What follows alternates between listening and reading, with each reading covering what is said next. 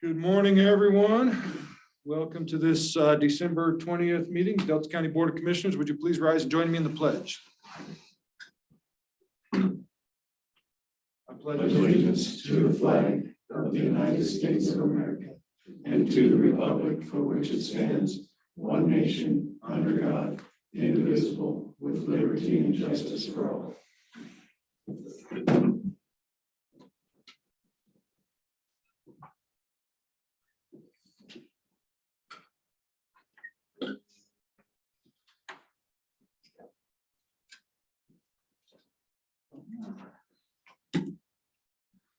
Any additions to the agenda?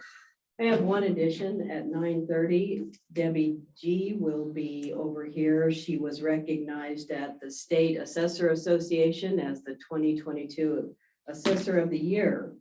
And per Debbie, she didn't let any of us know till Friday afternoon when Jolene let us know. So it was after the agenda was posted. But at 9:30, we would just like to have Debbie come over and have you all recognize her incredible accomplishments for 2022 Assessor of the Year. Very good, thank you. All right, agenda will be approved with one minor alteration. At this time, I'd like to open up the floor for constituent time.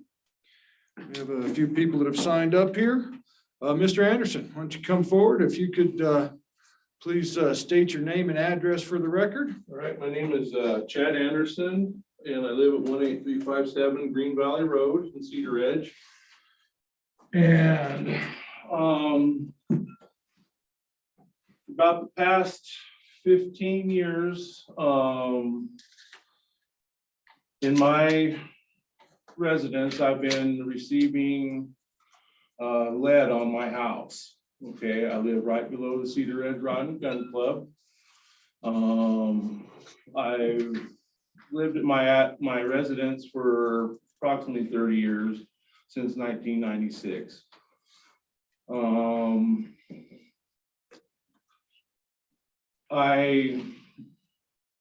With me and my family, we've lived there, fairly happy lives, everything. And I understand progress and whatnot happened, but I had a rod and gun club move to the top of the hill. Okay. And I have some aerial photos of my residence. I don't know if you want to take a look at them to kind of visually see what I have going on. My residence is at the top of the page, and the white field is the rod and gun club at the bottom of the page. Okay, and you'll see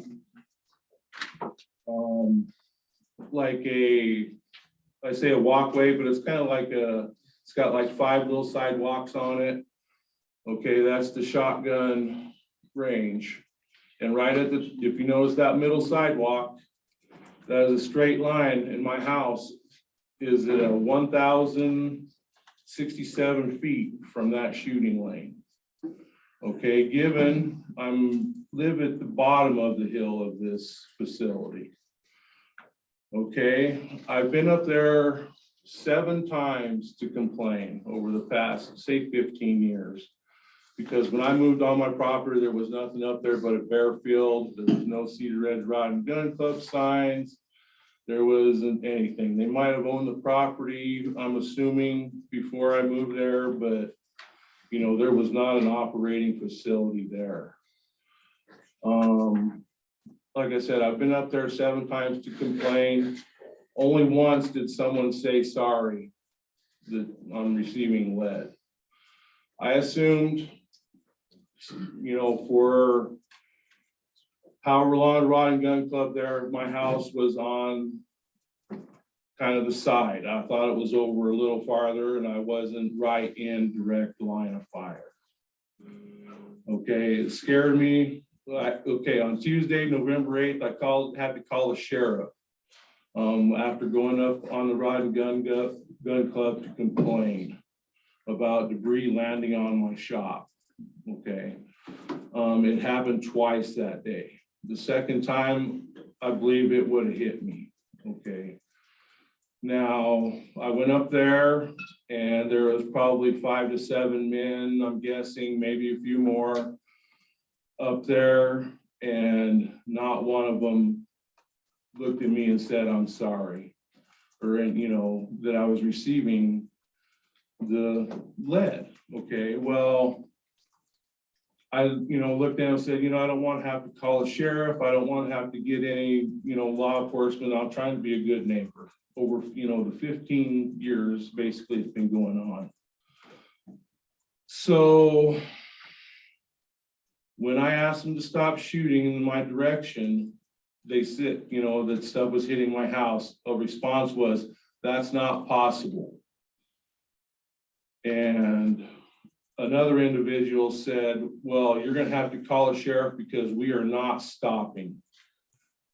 Okay, well, I was told several times that they're not gonna call, you know, stop shooting. They're gonna, that I had to call a sheriff. So I left my house, I went and called the sheriff. The officer that showed up said he did a little investigation and he determined there wasn't anybody shooting in an unsafe direction. Okay, well, if stuff's landing on my house, somebody is shooting something, okay? There's debris landing on my house from the Rod and Gun Club, whether it was determined unsafe, safe, or whatnot.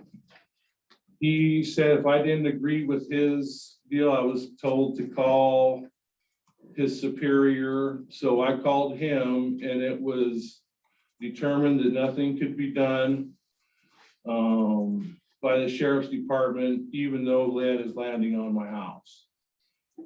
Okay, and I find that really disturbing, quite honestly. You know, if nothing could be done about lead landing on your house, that's probably one of the most dangerous things that there is, in my eyes right now. You know, like I said, the Rod and Gun Club has kept on shooting, knowing what's going on. I have had stuff land on my house since November 8th. I have failed to call the sheriff's department because they said they can't do anything. Now, I don't want to bother anybody about stuff that they can't handle, I guess. You know, I have to come to my county commissioners to ask for help. And I'm gonna challenge anybody, any one of you, to put yourself, your grandchildren, your aunts, your uncles, all the above, in a direct line of fire for 25 years. And that's how I've lived at my property. And knowing now that I am in direct line of this gun barrel, it troubles me, you know, now. 25, I had my children out there for however long, and thank God nobody got hurt. You know, I wasn't home all the time, but now I'm home quite often, and I am receiving debris. This here gentleman was found on my front steps. This is a rifle bullet, and I went up to the Cedar Ridge Rod and Gun Club after stuff hit my house. I just happened to find this on my front steps. I went up there and there was a town of Cedar Ridge police officer up there shooting. And he took pictures of it, and he happens to be a board member of the Cedar Ridge Rod and Gun Club. And this was a few years ago. Okay, well, I don't think I should have to go any farther than that. They say, you know, that this wasn't from him. Well, maybe it wasn't, but you know, for nothing to happen. And then several years before that, there was a bullet that entered somebody's house and went through their roof and through their popcorn ceiling and just happened to be sitting there. And that was by the Cedar Ridge Police Department, who repaired this. And, you know, I'm not sure what happened after that, you know, if my neighbor called, but anyhow, but this was found on my front steps. And like I said, you know, I challenge anybody to stand there and receive this for, you know, a year on and off all the time. You know, I've heard bullets fly through the air and it's an eerie sound if you haven't heard it, but I'm almost used to it now. And it's not, I don't think it's fair to me and my family now for what's going on. So I'm just asking you for some help and to maybe stop this because my local sheriff doesn't want to seem to help me. And that's pretty disturbing to me that nothing can be done about, I'm gonna say, a war zone. You know, it's pretty frightening now that I look at my aerial map here. You know, I'm 1,000 feet. That is 3.5 football fields. You know, unfortunately, I had a nephew die of a gunshot, you know, to the head, and I know how dangerous firearms can be. You know, and like I said, I'm just asking for some help, ladies and gentlemen, and So Chad actually called me and reached out to me. We talked a little bit about this. Looked through the land use code a little bit. But we're gonna have to pursue this a little farther, because I did get on our online system and looked, and you can see that it is in line of sight. I also pulled up some, you know, ballistics on shotguns, and according to manufacturers, I mean, it really shouldn't be an issue for standard pigeon shooting, but you know, it's obviously, if it's hitting your house, there's obviously something going on. We need to investigate a little farther. like I said, ladies and gentlemen, it's not every time. Right.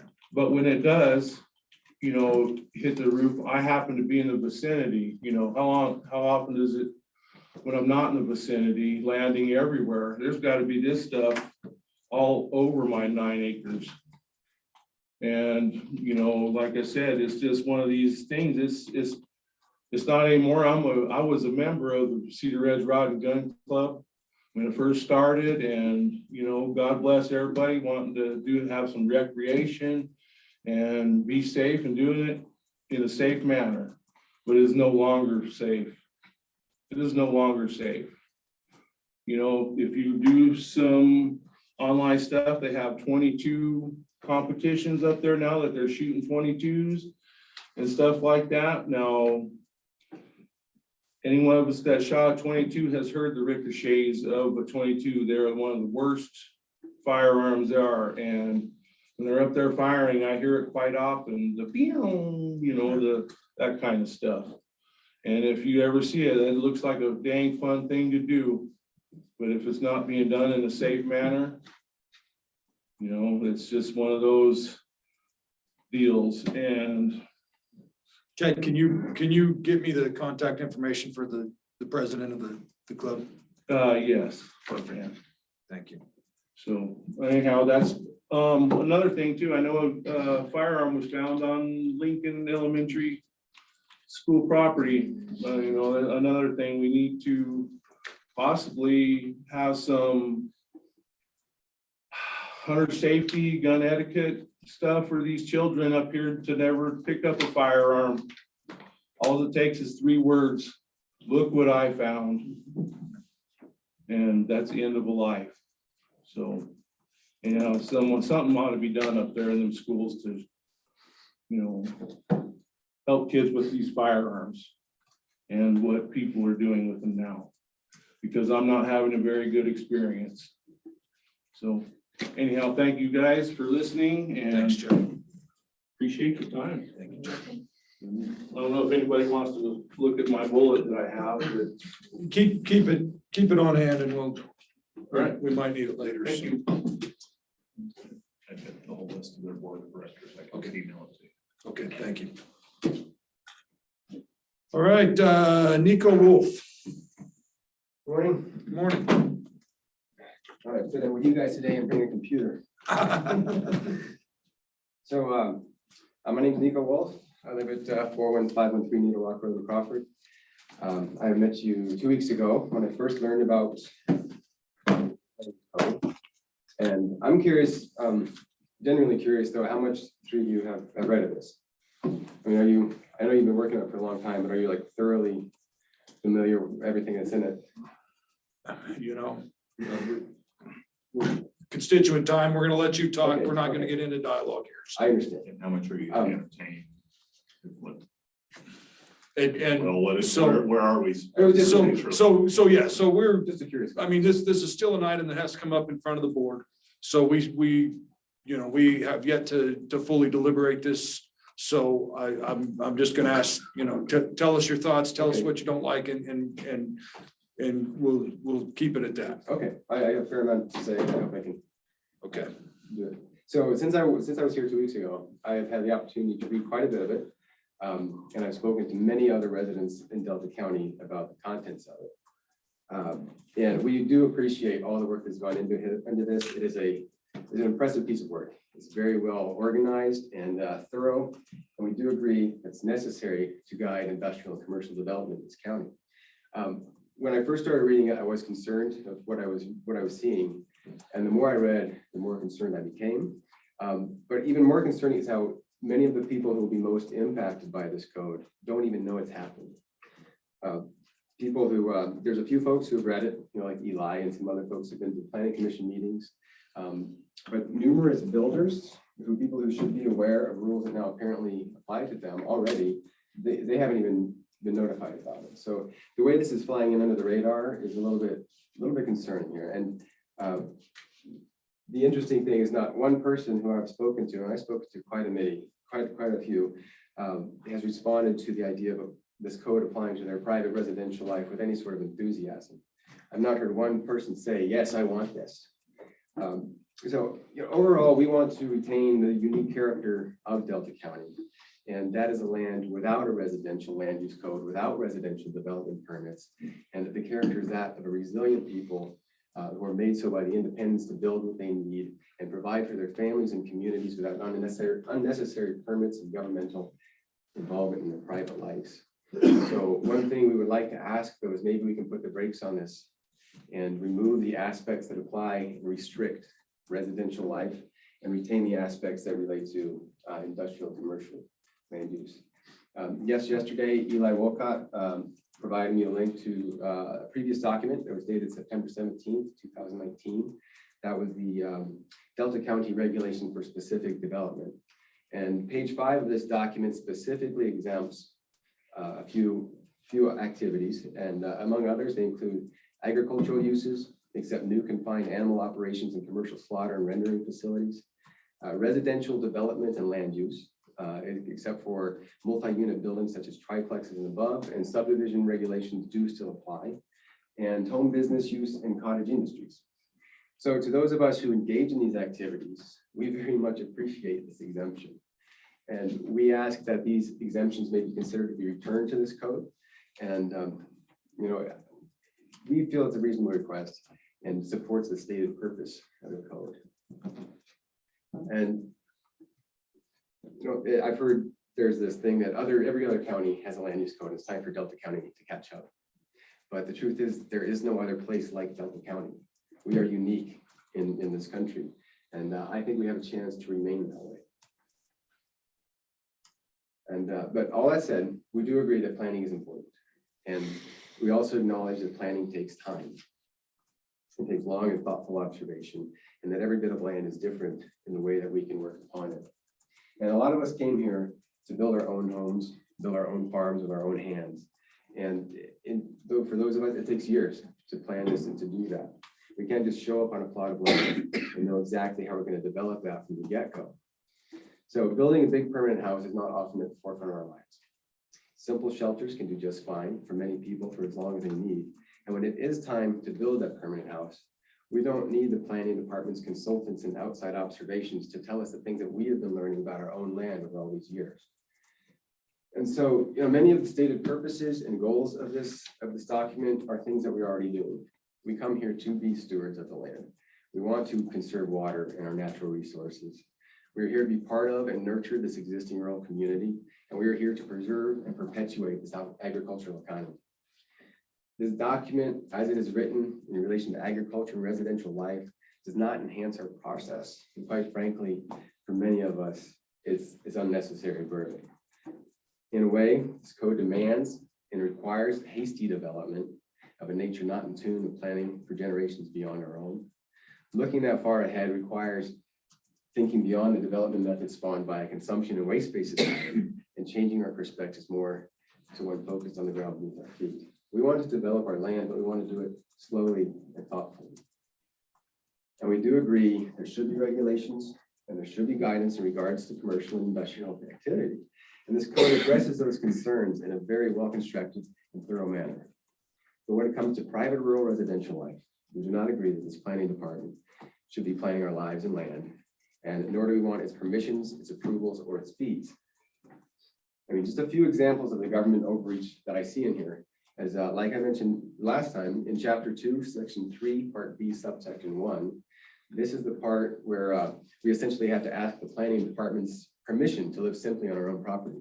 Subsection 3 of this part here requires a temporary movable structure to be attached to permanent, expensive, and environmentally destructive infrastructure in order to be lived in for a longer period of time.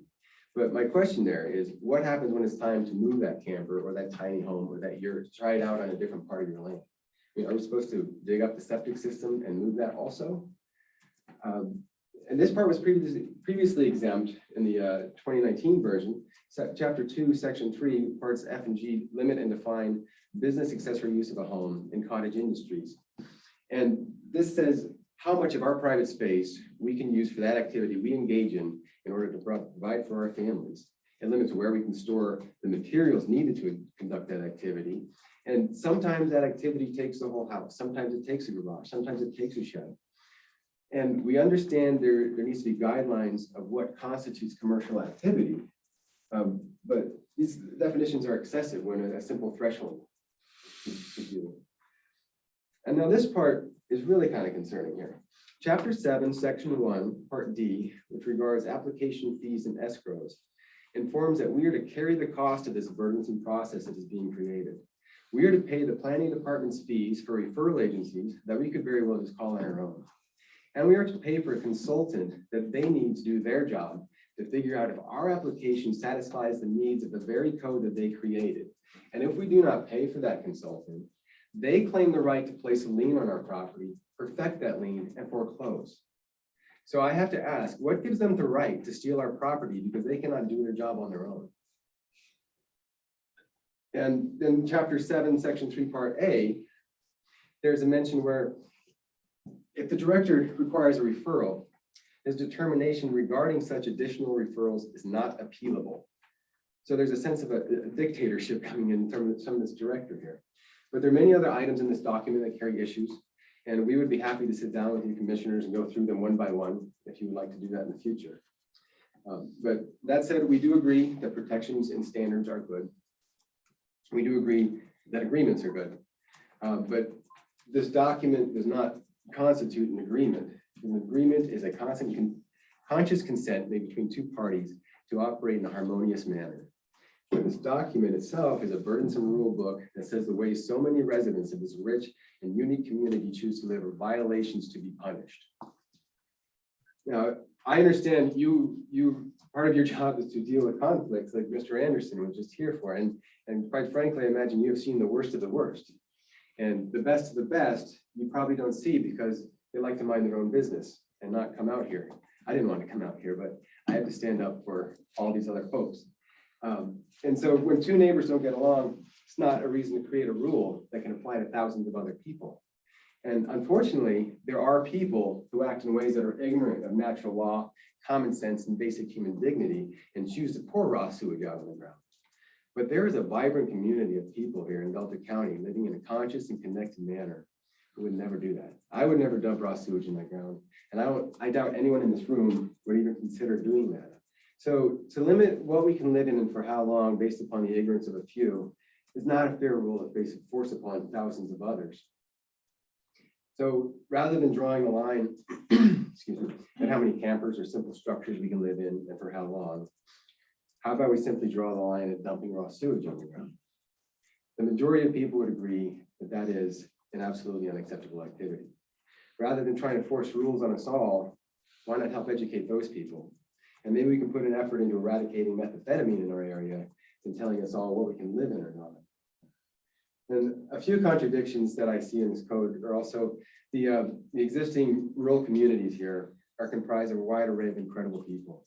I speak specifically of people who came here to live simple rural lives close to the earth.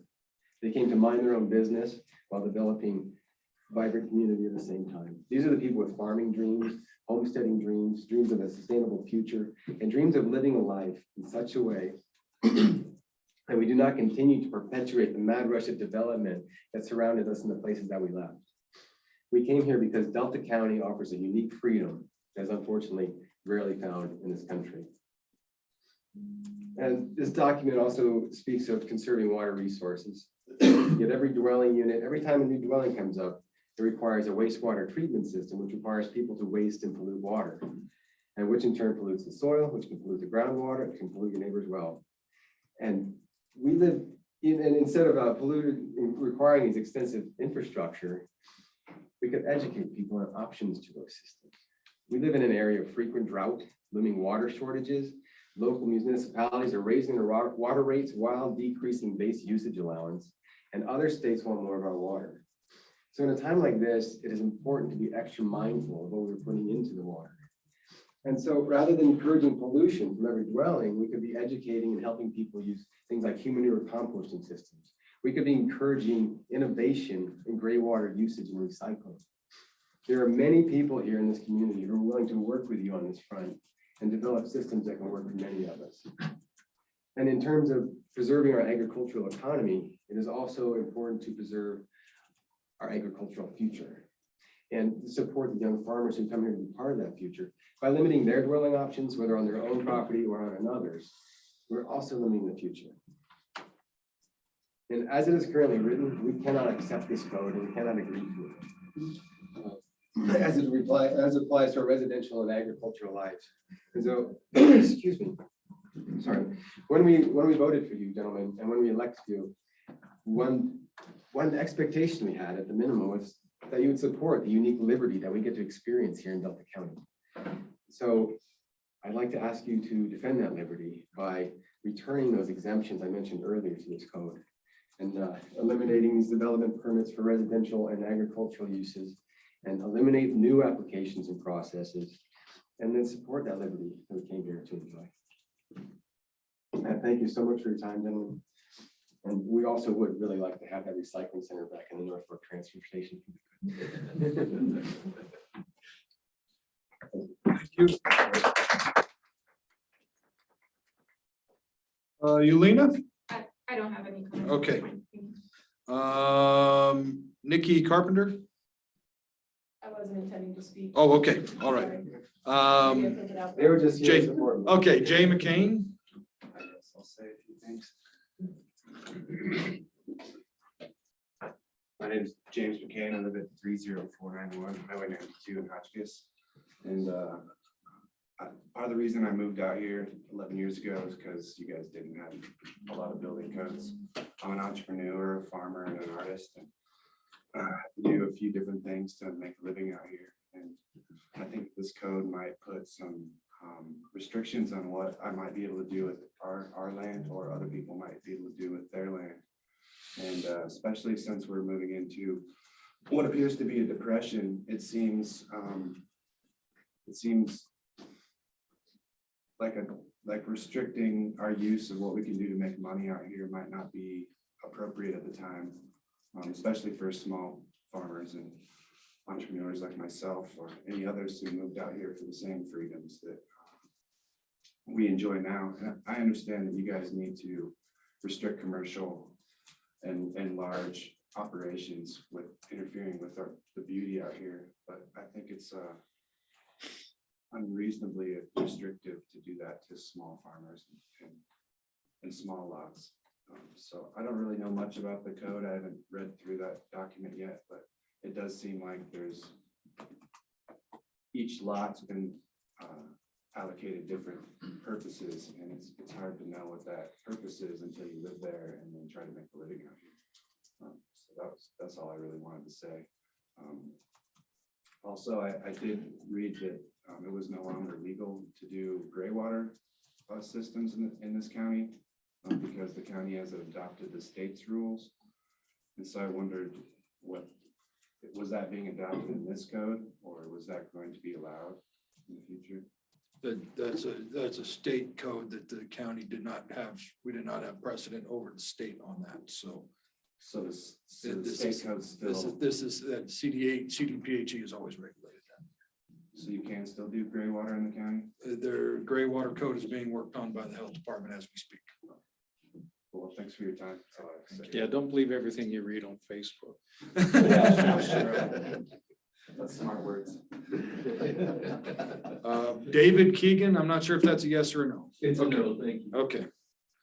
All right, thank you very much. That's all the people we have signed up for constituent time.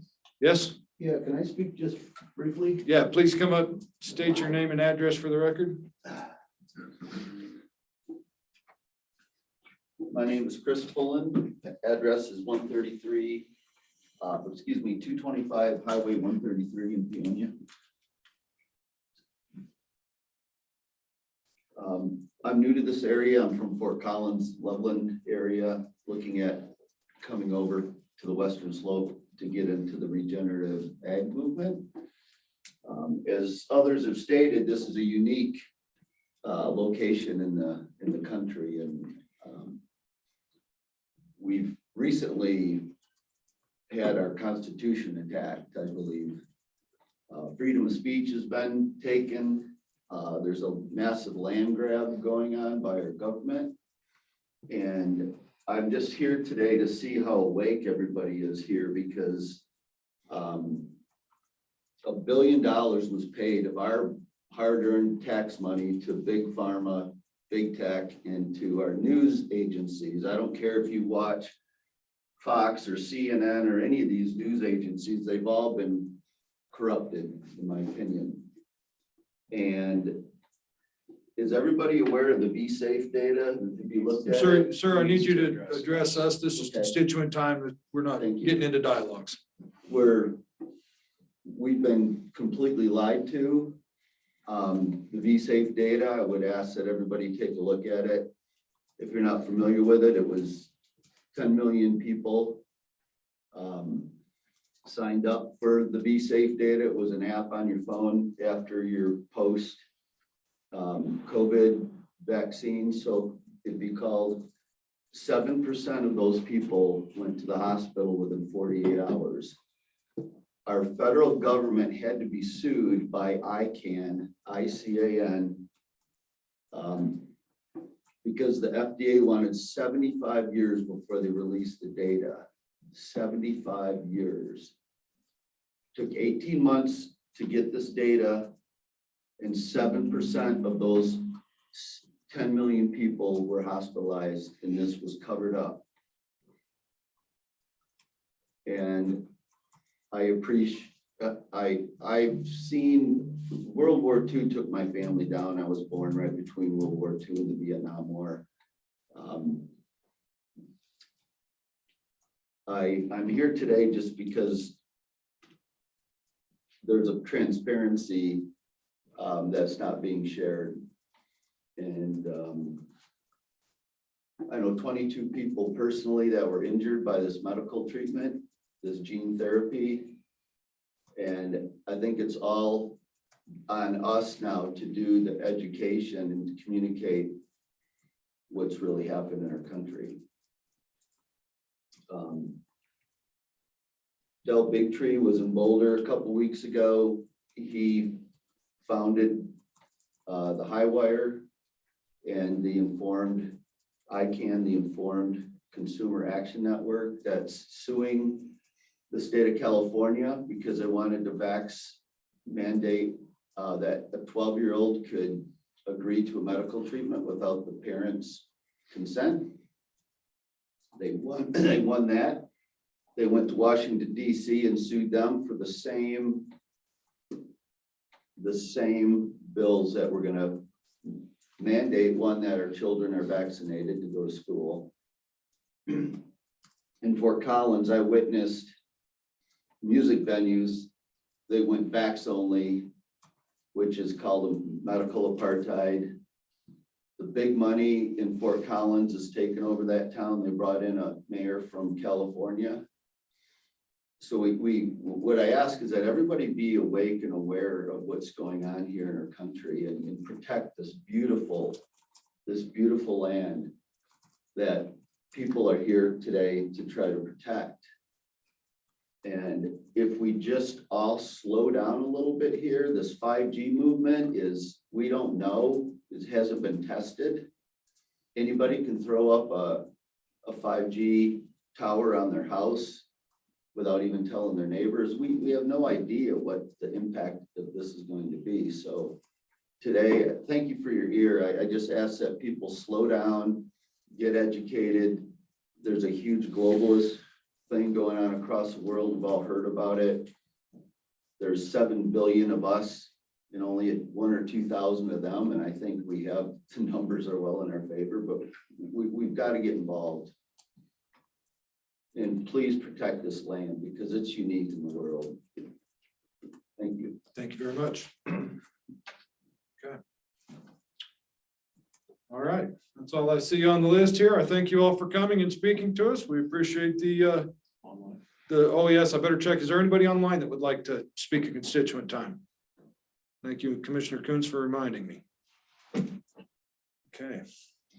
Seeing none, once again, thank you all for coming. Thank you for your participation. We appreciate what you have to say, so. Thank you, Commissioner. Thank you. Thank you for providing the time.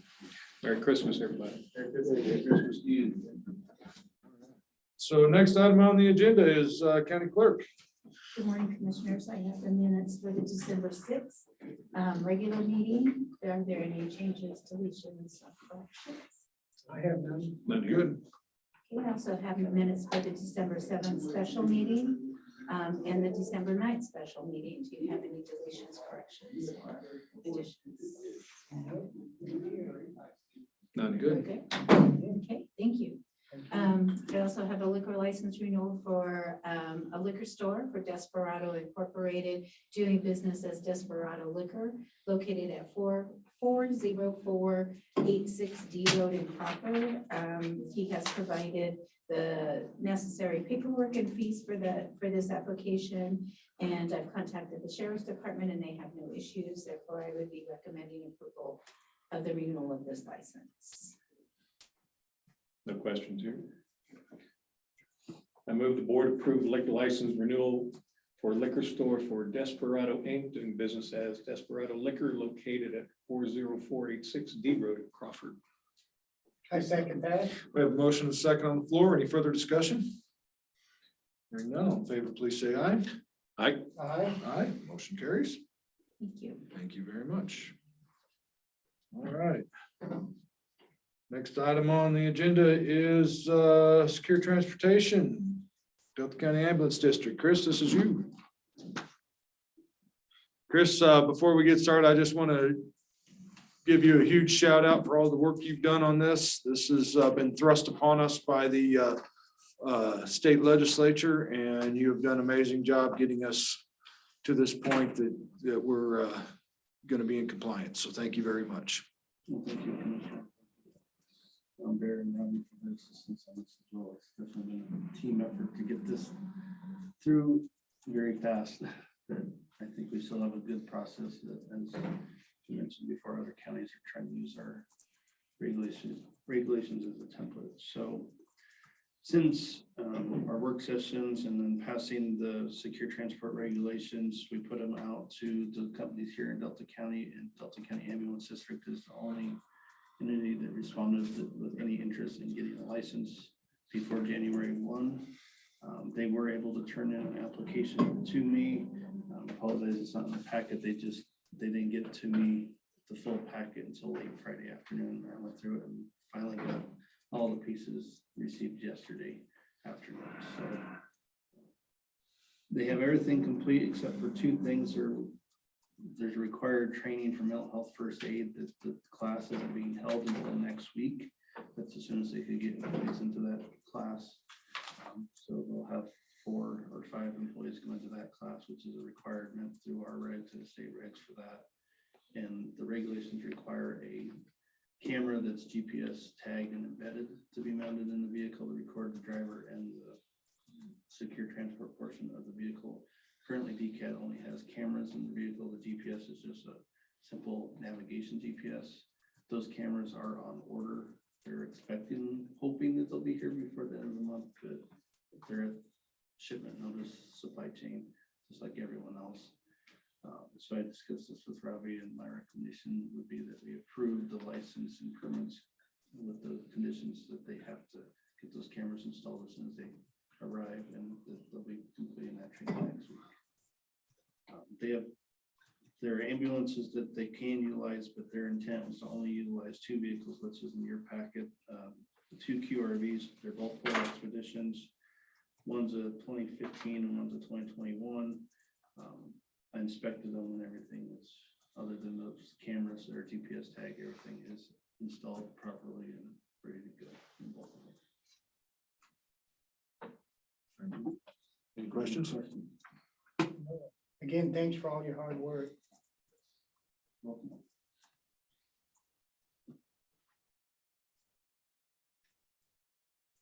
Well, I'll move the board approve and authorize the chairman sign the Delta County Ambulance District permits for secured transport vehicle.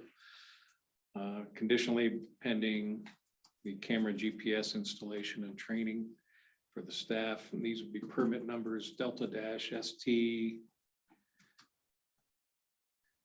01B, ST-22.02, and 22.01. I second that. I have a motion and a second on the floor. Any further discussion? Hearing none, all in favor, please say aye. Aye. Aye. Motion carries. Thank you. Thank you, Chris. And just as a reminder, the license will be good for 3 years and the permit should be in renewal. Thank you.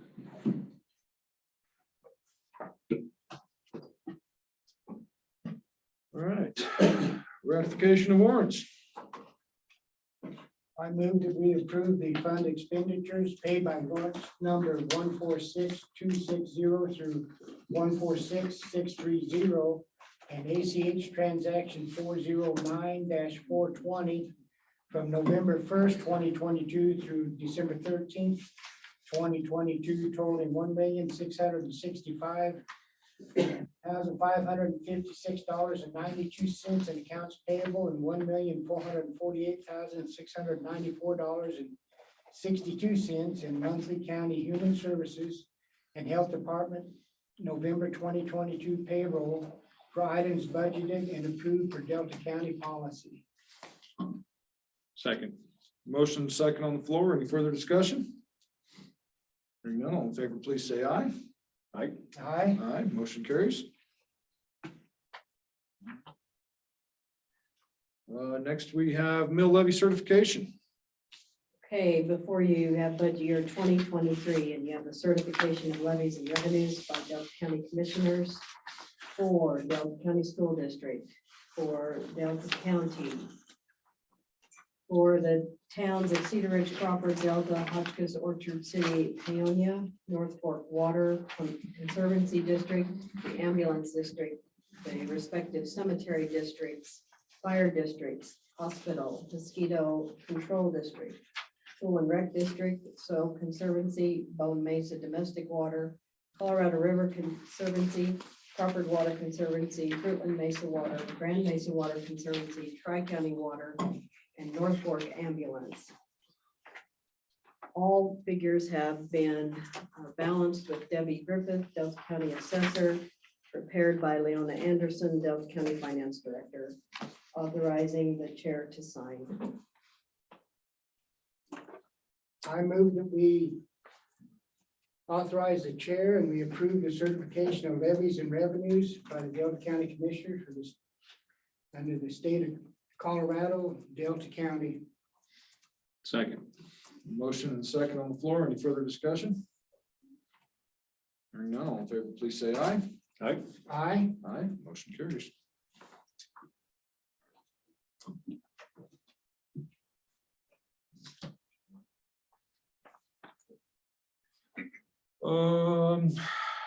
Next item is calendar.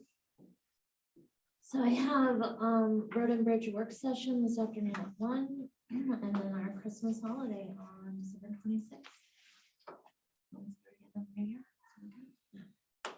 That'll be just good.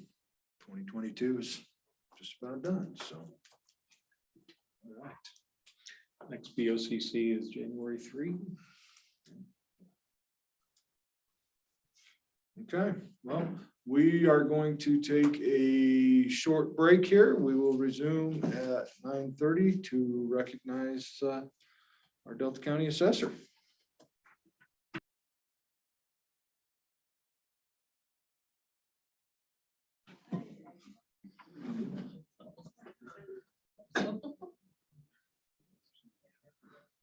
All right, we're gonna come back on the record. It's 9:30. We have a kind of a fun little thing today. Miss Debbie Griffith, would you kindly come forward?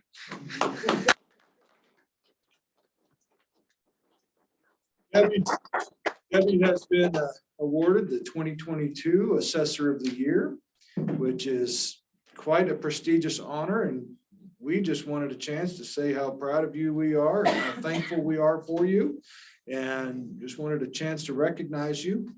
I believe Jolene had a few words she'd like to add, so Jolene, come on up here. You got to speak into the microphone so Terry can save it all for posterity. Yes.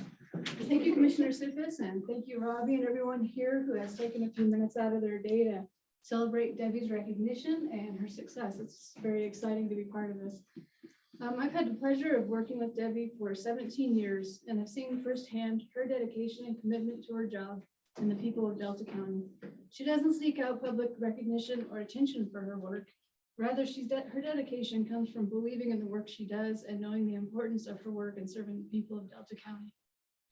She has the drive and the mind for public service. She served on numerous boards and committees, going the extra mile to serve the community.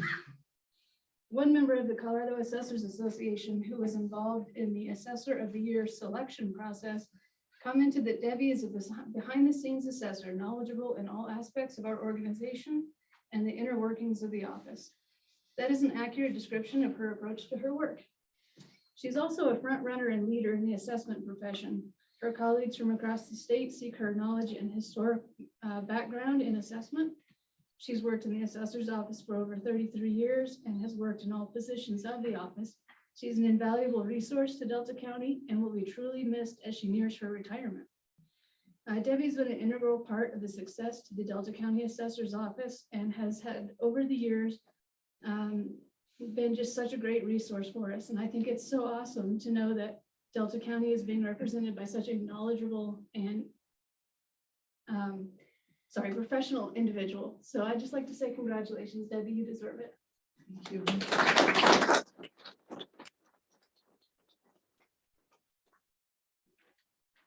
So, you know, Debbie, everybody in this county knows if they have a tax question, go to Debbie. You know, the other one is that I always find interesting is you try to talk Tabor issues at all, and that's the first thing everybody says, talk to Debbie. So you are the foremost expert in this county, and we thank you very much. So. Thank you all. Mike, Wendell. I think one of your lasting legacies is the mentoring you've done within your department, and it shows because of what a bunch of highly professional and motivated people you brought along. Thank you for doing that. When I first decided to run for county commissioner, about 5 years ago, I went and talked with Debbie, and she gave me some really good advice about political life, about how to do your job, serve the public, and she was a shining example of doing that. And she's passed that knowledge down to her office and to Jolene, and I thank you very much for the job that you've done. And like you said, you don't seek the public limelight, which is kind of neat. Thank you very much. Thank you. Speech. Thank you all for your kind words. I have to say, I couldn't have done it without the exceptional staff that I have. They make me look good every day. They are dedicated and wonderful professionals. Each one of them is striving to do the best job. Their customer service is exemplary. They make a great representation for Delta County every day. And I wouldn't be where I'm at today without those wonderful people that are behind me. So thank you all. Thank you, Debbie. Thank you.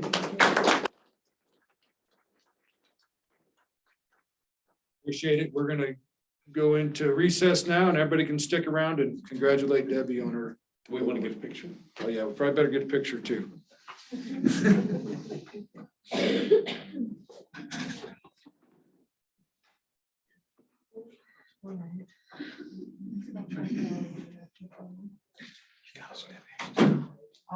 Never done that before.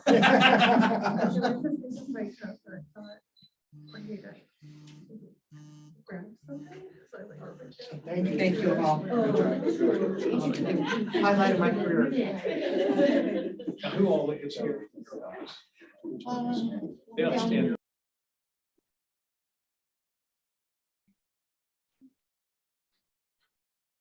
Winter travel destinations, Kate? All right, we are back on the record here. It is time for planning. I'm gonna turn it over to Carl. Thank you, Mr. Chair. For this first item, Kate's going to give the presentation for the Holt subdivision. Just so you know, the Holts wanted to be here, but they're out of town, so they are not here represented this morning. You ready, Kate? Yes. All right. So today we have PLN 22-073, which is the Holt subdivision. This is for your consideration of a 4-lot subdivision, which is a preliminary plat in the A5 zoning district. The property is located at 25177 Cedar Mesa Road in Cedar Edge. This parcel is a 36.92 acre parcel and has been zoned as A5 under the land use code. This preliminary plat consists of 4 lots, all lots meeting the 5 acre minimum with 0.789 acres of right-of-way dedication on Cedar Mesa Road. This property is impacted by the Cedar Mesa Road realignment project. 30 feet of right-of-way was acquired by the county during acquisition negotiations for this project. County engineering is requesting an additional 20 feet of right-of-way dedication for Cedar Mesa Road, which would meet, the 50 feet from center line for the road classification, which is a minor arterial that requires 100 foot of right-of-way. The subject property is located just over a mile east of the town of Cedar Edge and is bordered by Cedar Mesa Road on the west and south property boundaries. Again, this parcel has been zoned A5. A majority of the surrounding area is A5 with a few areas of A20. And then the UGA zoning district to the west as we get closer to the town limits, which is that area in purple. This is a snippet of the GIS map. Generally, the acreages in this area are less than 20 acres with numerous lots under 5 acres just west of the property in the Pine Ridge subdivision. So this is the preliminary plat as it is currently designed. The red area of Cedar Mesa Road is a negotiated right-of-way that was acquired as part of the Cedar Mesa Road realignment project. The green area located on the east side of Cedar Mesa Road is the additional right-of-way that is being requested by engineering. There's an existing fire hydrant located on the west side of Cedar Mesa Road, which is the yellow star just to the left of the red there. Cedar Edge Fire requested that a new fire hydrant be installed for this subdivision as the existing one is inaccessible as it is behind a tree and a fence. So the new fire hydrant would be installed within the access easement for lots 2 and 3, which is the small orange star next to that arrow up there between the lots. Staff has confirmed with Upper Surface Creek that there is a line in the area that can support the installation of an additional hydrant, with the installation being the responsibility of the developer. And then the arrows on the screen are access. The yellow arrow is the existing access for the existing residence, which is lot 1. Then the 2 orange arrows are the proposed access points, one of them being the shared access for lots 2 and 3. Excuse me. And the other being the access for lot 4. County engineering and road and bridge have reviewed the proposed locations and have deemed them appropriate for this proposal. So this is the preliminary plat with an aerial overlay. The only thing different that is illustrated here is the unnamed ditch, which is the blue dashed line. This illustrates the depression that is located On the property, staff requested that the ditch be shown on the final plat as it appears to run from just north of the Holt property, about 3.5 miles south till it intersects with the alfalfa ditch.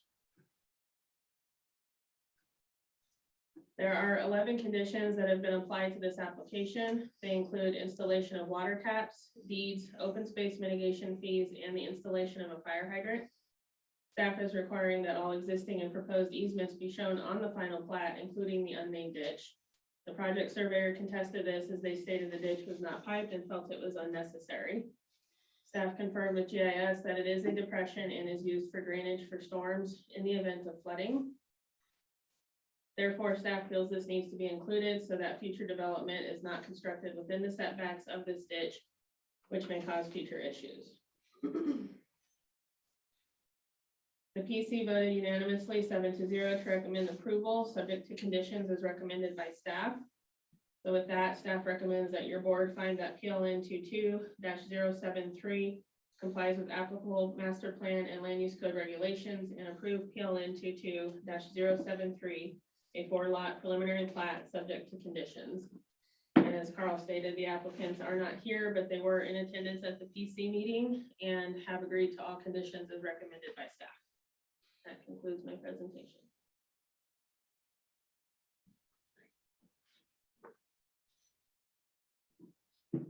Couple questions here. I kind of wish the applicants were here because I'm concerned about a precedent we may be setting on this ditch. Let me go back to there. It's a natural drainage, correct? And it is used for irrigation tailwater or is it just a natural drainage? I think it's more of a natural drainage. I'm not aware of any irrigation that goes through there. So it gets me concerned that we're gonna start placing,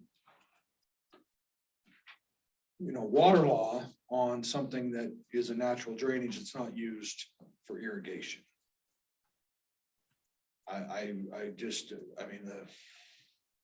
All the other conditions, they all made sense to me. This one here, I'm a little concerned about a precedent that we may be setting here, that we may be trying to dig too deep here to try to. On the setback or? Well, if I may. Yeah. We're not requiring an easement, but just to reflect the ditch, because if you go back to the GIS map, it does show it on, when you look at the map, there's a blue line, it just refers to it as an unnamed ditch. So we were just asking that it be reflected on the plat, not that there be easements or anything other than that. I don't know if that makes a difference. I just wanted to clarify that. Okay. So if somebody wanted to put in a culvert, a driveway across it, There wouldn't be anything. No restrictions No on that. restriction, right? Why call it a ditch? Just reflecting what we're seeing on the topography maps. Can we, instead of using the word ditch, can we put some other adjective in there, drainage or something? I don't It know. sure as heck, somebody down the road, well, there's a ditch there and now where, my God's my ditch. Sure. I don't know. I was gonna say, well, Carrie's here, she can explain kind of how it gets mapped and. Yeah, it's just, that's data sets like a legacy data set that we've had that has existed and we didn't draw that out ourselves. That came and got merged in from like state data that was streams and ditches. And, so we use that and use the name field off it, so not all of them are named, so. is that a USGS designation ditch? I have to look at the metadata. I don't think that it is, I'm not sure what's in it. So, but it is definitely drawn from topography maps. But for more detailed information, where it comes from, I have to look, and it may not be in the metadata, but I will look for it. I'm on pictometry here, and I mean, it's. There is a Yeah, depression. there's a depression, but you'd have to, So it's I would be curious to see even what kind of an event it would take to even see water flowing down it, just given the, the topography up there. So I just, like I said, I just get concerned that we're, creating something that's not needed, you know what I mean? If there's one thing people like to fight over, it's water. If you put the name ditch on anything and it can get stupid, so.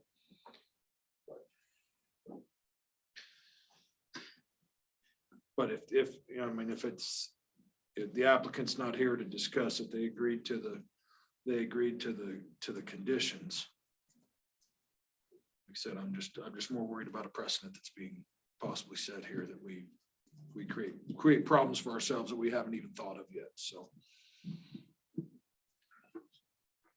Carrie, have you seen an unnamed ditch on other?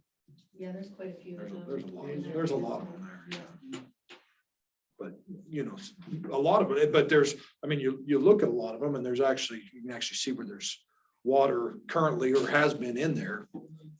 But this is one of those that, it's just a depression, and I don't even know if. I mean, it could be historical too, some. Yeah. I was gonna say, irrigation. as a practice, if we see it showing up on the map as an unnamed ditch, they have been shown on plats historically. So that's why we were. That's why we were going. And a lot of them I've got no problem with because they're, when you got water Sure. visibly flowing through it, or you can see where it has. This is one of those cases where.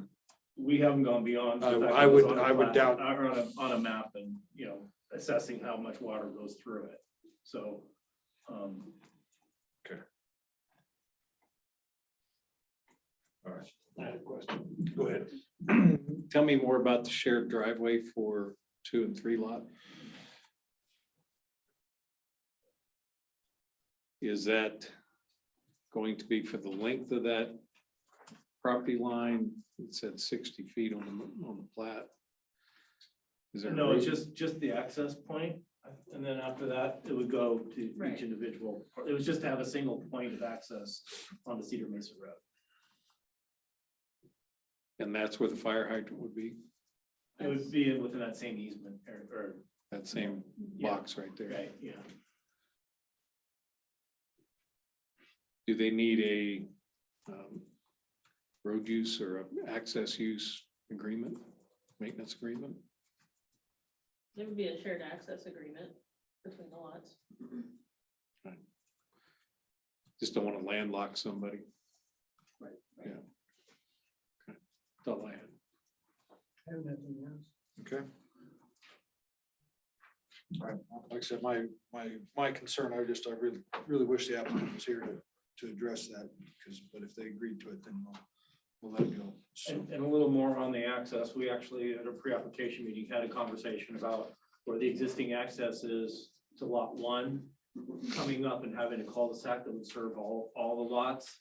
And working with county engineer, road and bridge, they came up with this as an alternative. This is what the applicant preferred, and engineering and road and bridge agreed to that. so given the fact that this is preliminary plat, maybe let's do a dig into that. Okay. In that For the unnamed final ditch, plat. like I said, for the final plat, and just, put eyeballs on it, because what I've seen up there, this isn't, it's just a depression. It's not really a ditch. So maybe just let's have that conversation one more time before we final plat it. Okay. We'll need a number. Yes. We're number 38.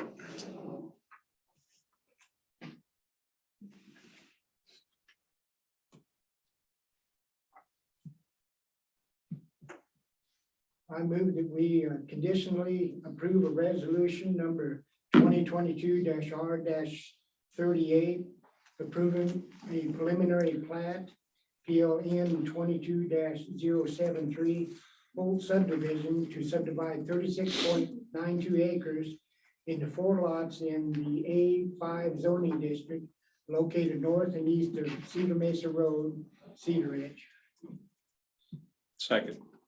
We have a motion second on the floor. Any further discussion?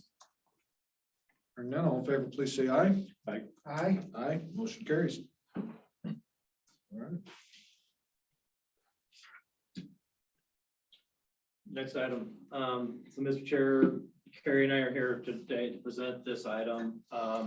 We put out an RFP for a permit database software. We received nine bids. The bids were open. They range over from 25,000 to like 425,000. So we dug in a little bit more and looked at each one and did it meet what we were asking for? Did they meet the requirement to have a presentation to us prior to the bid? So there were some that did not have that presentation prior to the bid, so those we excluded. And then the others, Carrie can speak to the kind of the technical pieces that we required. At the end, there were 2 that actually met both of those criteria. So we had a follow-up presentation with all of the land use staff, as well as IT staff. Had a chance to interact and look at both of them a little bit more in depth. And at the end of that, we decided that the way the program worked, that the staff was most comfortable with the CityWorks, which they had proposed as a lump sum cost of $107,000, and then they're starting year 2, there's an annual fee of $28,000, and then after that, there's an annual fee of $36,000. With the other company, with Elements, it was a lump sum base of $87,000. However, there would be an additional $5,500 per year for them to host the data, which is what IT prefers. That wasn't actually included in their bid. So the annual cost instead of $15,000 would be $20,500, $23,500, and then $25,500, as we presented in a spreadsheet. So with that, we're asking your support to move forward with this for entering into an agreement with CityWorks. Carrie, you want to add anything on the technical side? Sure. I spent a good amount of time this year looking at all these, several of these different sort of software providers and applications. And I can just say I feel really confident about the 2 finalists we had, and I feel really confident about CityWorks. I think it's an excellent choice. And after we had the demo, everybody seemed pretty excited about it. So I think it's gonna really help with communication between the departments with the applications. I think it's gonna help the citizens be able to log in, look at where their application is, and contractors. So I think it's just, I mean, we don't have anything. We're not replacing anything. We're starting from, we're starting from hard copy digital forms and going into a database that's gonna be, bringing together planning, engineering, GIS, and probably the health department at some point, and the citizens and contractors. So I think this is the hub we need sort of to bring everybody together. And I think it'll increase like application process time. Decrease application time. Sorry, decrease. Yeah. That's how you sold we- it to me. We knew what you meant, Carrie. We knew what you meant. So we also wanted to make sure that we had the ability to incorporate Publix Yes. into this in the future. It's not included in this price, but there is the ability to be able to bring that in, Yeah. as well as Carrie mentioned, if environmental health, what they're permitting, want to bring that in. This will be laying the foundation for that, so it'll make it a lot easier at that point. Yeah. So the idea is you could have like all those departments like planning, engineering, GIS, road and bridge, all on the same platform. So Is this a site license or a per seat license?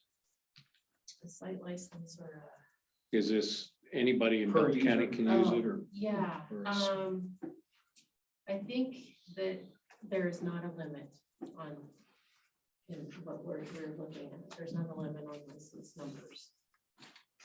So anybody with a login account can get in there Yes. and make changes. Yes, well, there will be limits on what each user can do, depending on like what department they're in and maybe their position, you know, but. Yeah, there can be like Internally. administrative restrictions or if Okay. you have confidential documents, who can get into those. But as Carrie said, CityWorks didn't specify any limitation on licenses. It was included in the price and the annual fee.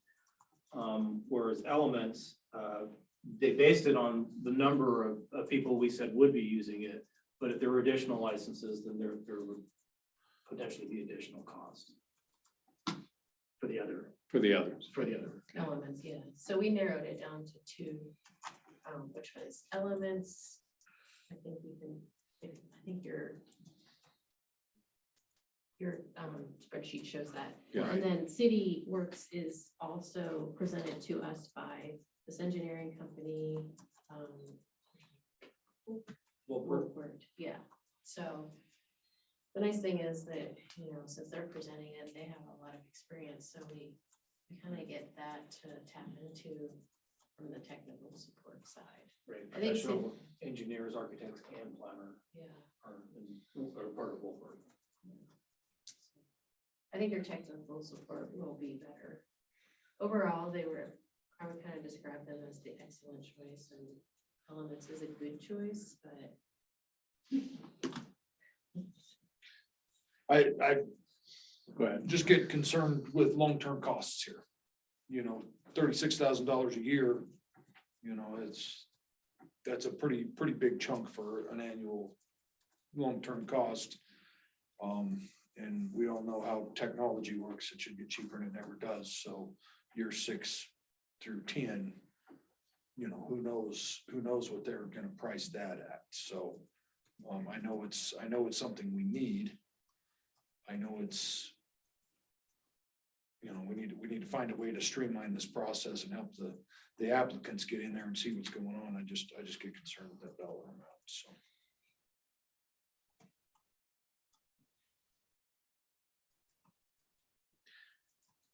How do you feel about data security if they're gonna host everything? I feel good about it. That was one of the questions we asked with IT as well. And I think they definitely, they feel good about it, and I think they want to have them host it more than they want to do on-premise hosting here. So.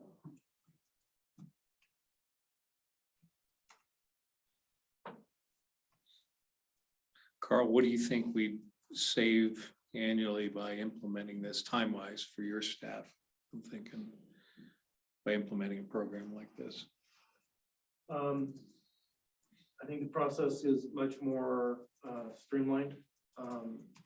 We know when, you know, because it'll have timelines and reminders if you're not meeting that timeline. Right now, it just kind of goes and we remember, then we send a reminder. This will automatically send a reminder, so I think it will actually, you know, save a lot of time and, you know, energy, call it, with having to follow up and track. Yeah, it also produces the permits out of the system from the detail, like once you set it up, any details like owner, parcel number, that kind of stuff. So, you know, right now we spend a lot of time typing those details into like a letter or maybe a certificate or a permit. And this just produces it automatically with, you know, as you approve the process and details you put in. So. And one of the things we really liked about how this platform was presented was it showed the workflow. So applicant can go to and they can see what step they're on and what they still have to do. So I think that's very helpful from the public side too. Who are some of their other clients? They have Loveland, City of Loveland. Yeah, they have a lot of clients. I didn't check all of them, but getting quite a few. They're one of the largest, like, permitting software out there that supports GIS in the realm that they do, so.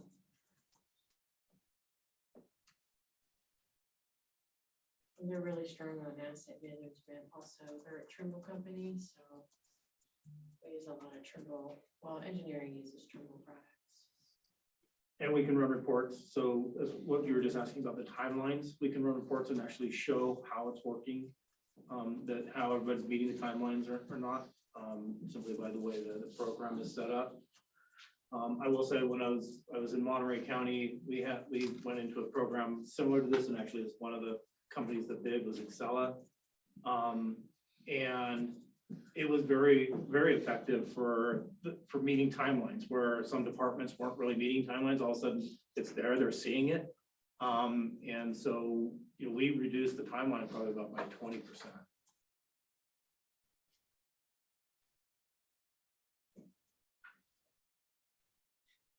You like it, Robbie? Yeah, I mean, this, if you'll remember, this started about a year ago when Angie went to Mesa County and looked at their process and what they needed and what they had for software. It kind of started, and she had talked to you and I at can't even remember what. Club 20? The fire, yeah. Yeah. And so that's what kicked this off. And then the more we looked at all of the possibilities, then, you know, it is that not only that reminder, but just that public interface that, you know, we, thank goodness for Lisa and Jeannie and all of those guys previously, you know, what they set up in the Excel and Access was good for that time, but it is very difficult for the public to see where their applications are or to have that consistency in the reminders. So I do thank Carrie and Carl and Angie and everybody that reviewed you know, all of the companies. And I think it moves us in the right direction. Plus, it does start to address what are we going to do with PubWorks? Because that has been, you know, that has not been always the most friendly. Is there a fee for PubWorks? There is. So that would be an offsetting. Well, I would anticipate we'll have increased from this vendor Right. if we move in that direction. So I don't know that we can say, That can't say Right. that. Okay. right. So, okay, so I misunderstood that part earlier. So we're talking about the ability to possibly roll what we currently do in PubWorks onto this platform That's, and then kick PubWorks to the curb. well, obviously, we wouldn't make that decision yet. There's an option to be able to do that, but we haven't made that decision. Right. Okay, well, that makes, Oh, here's the okay. other lines. It honestly, the understanding that a little better makes this more appealing, because I know PubWorks it's been, as long as I've been on the board here, it's been a challenge, so. So even though PubWorks wasn't part of it at this point, when we did have that meeting with the last two, we included Chuck. So he was able to kind of kick the tires from that perspective as well and make sure that it would, if we went that way, that it could work. It does support enforcement. And code enforcement as well would be Yeah, included code in this, enforcement. in what's In what included in this. Well, we have bid, Yes. includes that, okay.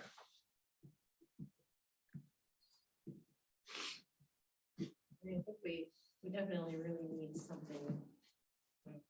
Well, there's no doubt we need something. I mean, I know that's one of the biggest complaints we as commissioners here is timeframes. You know, that, you know, these applications are taking as long as they do. And like you said, part of it's just, you know, not having a third-party reminder system makes that difference, so. And the opacity on what's going on. Yeah. Mhm. Well, this definitely creates that, because it records everything, and then if you approve it or have an issue with something, it automatically sends emails to the applicant or, you know, to the next department that's next up for doing their part of the application. And if somebody's inclined, they can do everything from online.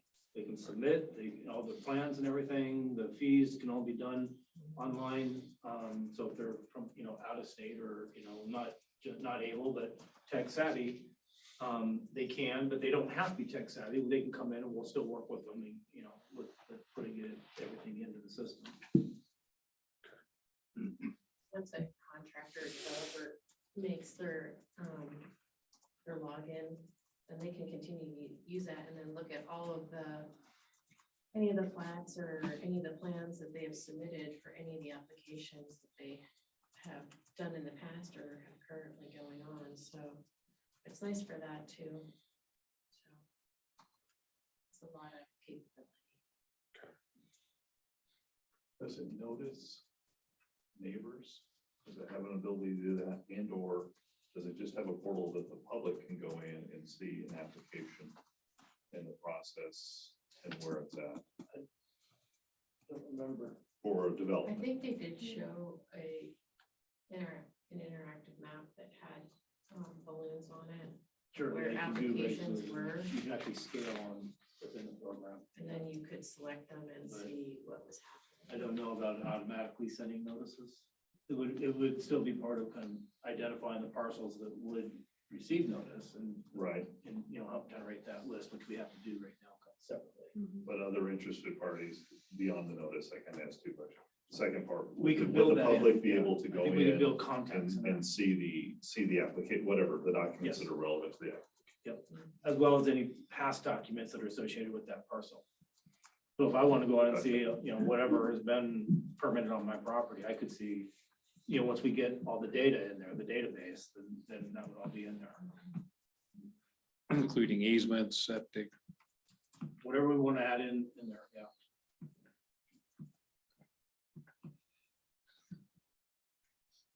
Commissioners, I think they did exactly what we asked them to do. No, I think it's what we need. Once again, I just get concerned with the price tag. And it will help with storage too. And, that was one thing, again, in Monterey County, we found, because then we were able to really strip the files down and just most of it was electronic in this database. Would we budget for this? Well, this basically is at the end of the 2022 year, we have not utilized the capital that we set aside for the natural resource plan. So this is that replacement. Okay. This application also has mobile device options. We'll talk about that, but you can set this up on a tablet. And so while Tim's out doing access sort of driveway inspections, he could use it to, log information in and. doesn't Even have if to- there's not coverage.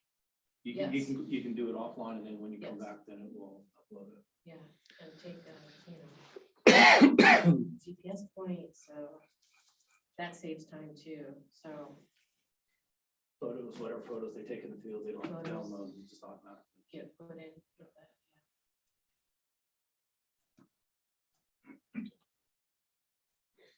So the cost includes the license costs, the implementation, conversion of some of the data we have, the training and the setup, and the server hosting all of our data too. So that's all that's in the 107 per city lives.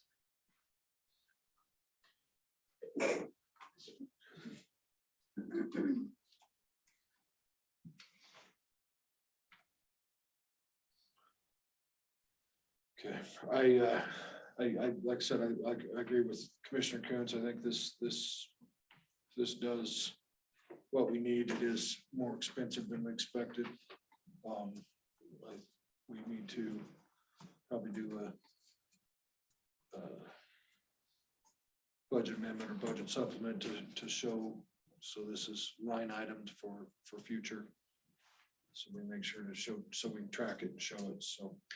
Seemed like we had something in there, planning software. Well, we did have it in there, but, yeah. But I just want to make sure that we're, It might be out of the IT department. I just want to make sure that we've got it listed. So we've got record of it, so. Okay. Well, I move that we award the 2022 RFP-24 for permit database software to CitiWorks. The initial cost is $107,000. Second. Have a motion second on the floor. Any further discussion? Hearing none, all in favor, please say aye. Aye. Aye. Aye, motion carries. Thank you. Good luck. Please keep us informed how the transitioning and the implementation works. Okay, well, I think they said it was 3 to 6 weeks to get started. Yeah. So we've already started doing some mapping work and all, will hopefully help kind of reduce the time needed for the process, so. We'll keep you informed. Very good. Thank you. So if you guys would just, this is Angie's last Board County Commission. Oh, that's meeting. right. Oh, that's right. She's leaving us. Yeah. I What keep the trying to heck? forget I that. know. Have you Maybe it prepared won't happen yourself? by November. I've not approved it. Maybe you won't have to replace me now that the software is maybe implemented. Cost savings, just thinking about our residents, you know? I doubt you're that easily replaced, Angie. So Angie's last day is December 30th. She's leaving us to go into the private sector, and she will be missed. Thank you, thank you, Angie, for your time. Thank you. Thank you. And you're moving up, River? Is that- No, I'm staying, I'm working from home. Oh, okay. But eventually the plan is to move up to Ridgeway. Yes, All right, well, congratulations. thank you. All right, Thanks. Thank you. Merry Christmas, guys. Merry Christmas. on to Human Services.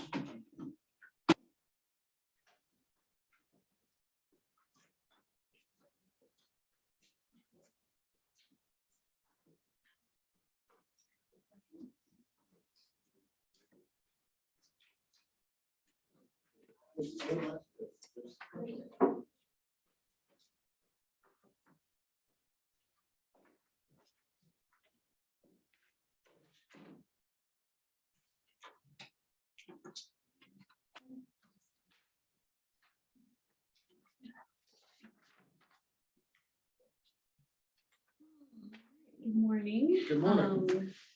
I forgot my papers, so I'm sharing this morning. So we will start with financials first.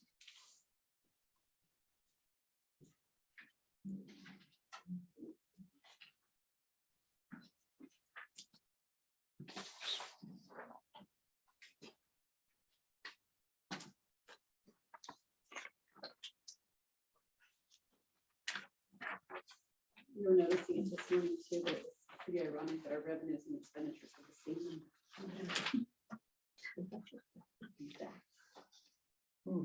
Is that good accounting or just luck? I couldn't prove the other. But the good thing is that we're under the 82% before we should be, so. That's my expenditures, so that's- Absolutely. that was a lot of- questions.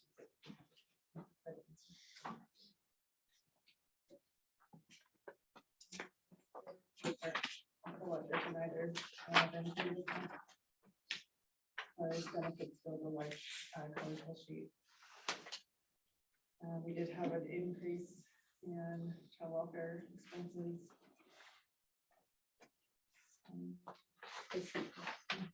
For services stayed at about 70,000. And the food assistance benefits, SNAP did go up slightly from last. or from What's driving that this time of year? Well, I don't know if you remember last month or for September, it was kind of skewed because of all those benefits that had actually been expunged. So that's part of it there, is that probably not as much expunged this current for the month of October. There could also be an increase in benefit, applicants. That have come in as well, but So I know last year we seen a bump. I think due to kids applying for free and reduced lunch. that's coming up. Yep, Okay, next, so it'll run in December okay, for the summer of 2022. okay. Okay.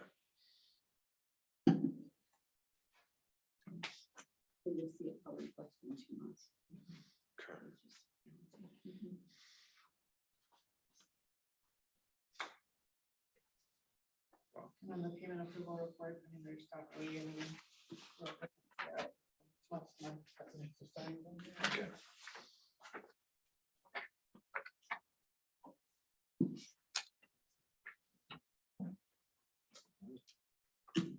Any other questions? Thank you, Laurie. Thank you. Next on our agenda is the on-call expectations policy. This was something that we really wanted to work on in this year. We had worked, a few directors have gotten together to look at the same time. There were counties around us that had very different numbers for what they were reimbursing child welfare caseworkers for with regards to being on call. And so we gathered some policies that were already out there and then worked together with county attorney's office, myself, HR, and Lori, as well as Haley and the supervisors in child welfare to come up with something that aligned more alike to our size county and within budget, which is important. So what we've come to the agreement on is so previously what would happen is the caseworker would be on call for a week total, and it would just be a one-time $100 that they would receive for that week in that pay period. We have adjusted that to $37 per weekday and then $58 for the weekend, so a Saturday and Sunday. And so that way clearly reflects better what they're actually doing, which they're taking not only on-call for child welfare, but they also take the on-call for adult protection as well. So they're covering both units with this on-call.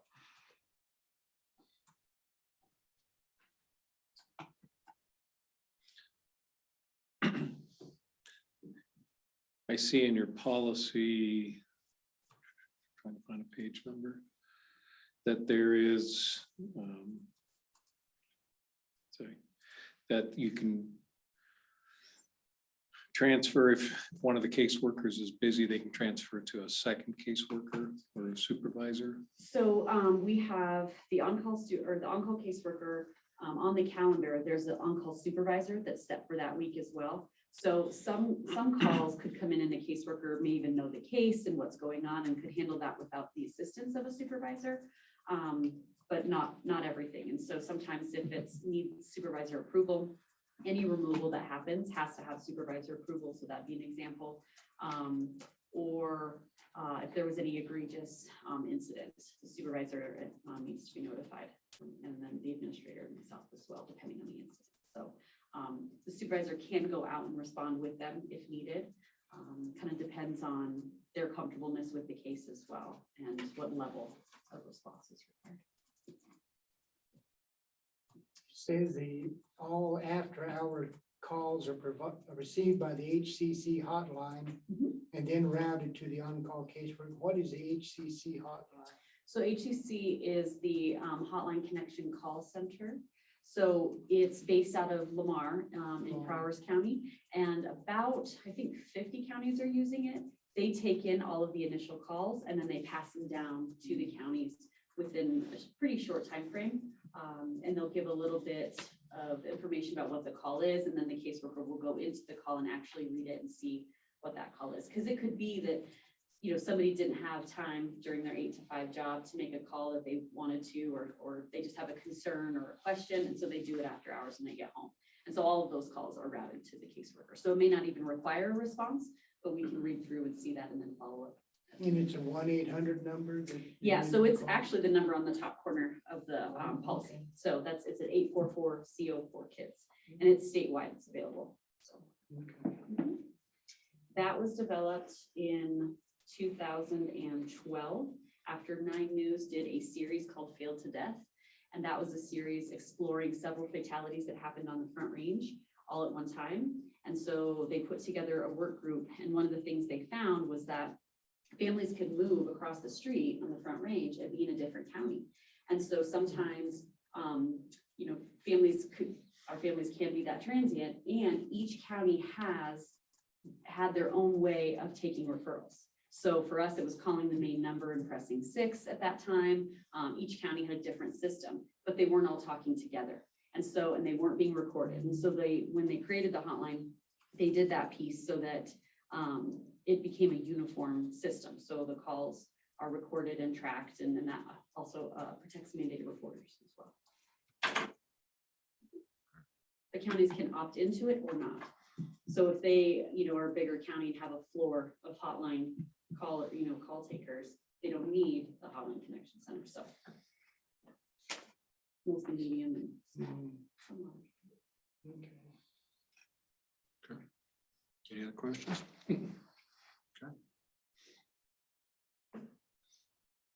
I move the board approve and authorize chairman to sign the Delta County Human Services policy regarding child welfare on-call expectations with an effective date of 1/1/2023. I second that. We have a motion second on the floor. Any further discussion? Hearing none, all in favor, please say aye. Aye. Aye. Aye, motion carries. Perfect. Thank you. Caseworkers will be very happy about that. Next one is the MOU for the Department of Early Childhood. Now, if you remember a couple months ago, the state had sent out one for TANF and one for early childhood at the same time. We originally had those approved, and within a very short time, I think it was like a week after ours was approved, and which many other counties had also had it approved, there was a group that sat down and said, wait a minute, with the new program, with the new Department of Early Childhood and all the things that are going on, this doesn't encompass everything, and we want to make sure we're holding them a little bit more accountable. So Jamie Olick from Weld County and Heather O'Hare from Larimer did an excellent job working with them to make sure that this one actually met the needs for providers, counties, and the Department of Early Childhood. What they did do was basically held out the ones that all the counties had submitted prior and voided them for this new one. So the TANF one's still in place. And they're still having work on that one as well, just because of all the legislation that came down. So that one's going to have another revamp as well, once they get all of those rules into place in July 2023. But for now, this is the one that we will move forward with. That starts with the initial part of what we're expecting for early childhood. And I imagine it will grow over the next year or so.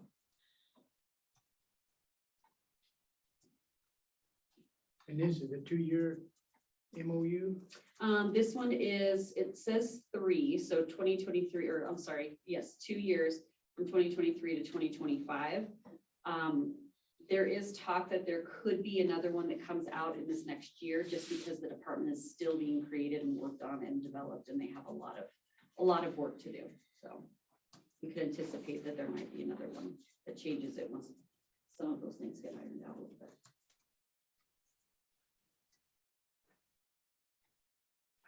This one doesn't seem to be as in-depth as the TANF one was, so. Yeah. And that one, with all of, especially the 3 new significant rules coming in July, that's going to have a lot of.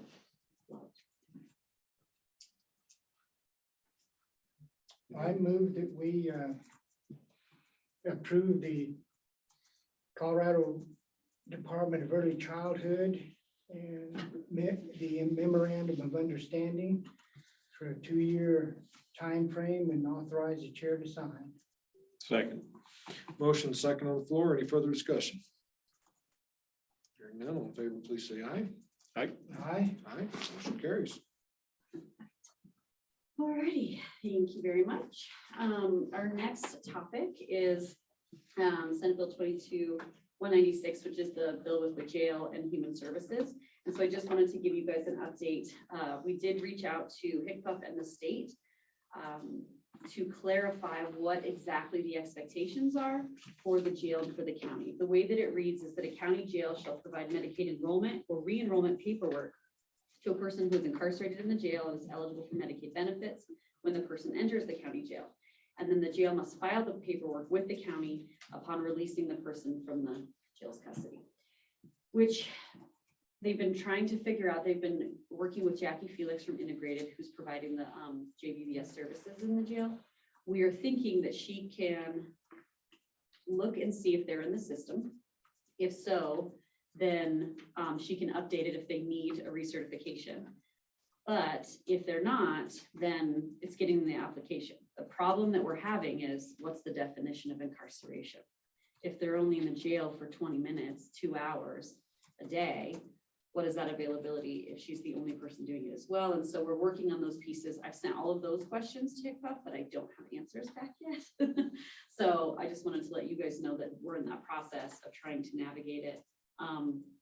Currently, if someone is incarcerated, we usually, there's no time frame in rule, but we usually wait at least 30 days before we kind of flip the switch on an incarcerated applicant, because if so, it changes their Medicaid to emergency services from regular benefits, but it also ends their food. And so if that was happening and they were going in and out, you know, that's definite pain for the client.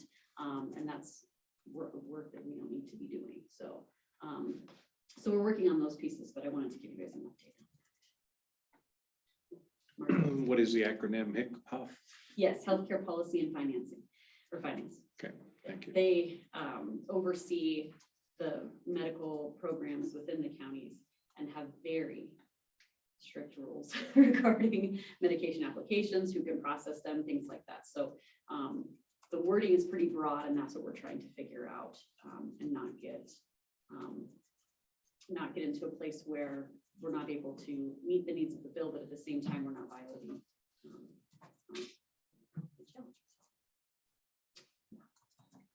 And the impact of the other programs, i.e. the food, you know, and it just, not sure that was well thought out. Come on, our state legislature not think something out properly? Give me a break. Training expectations. So we are trying to overhaul how we're training. I think what we're looking at is in each program is guided by state training, and essentially then the on-the-job training and the county responsibilities pick up.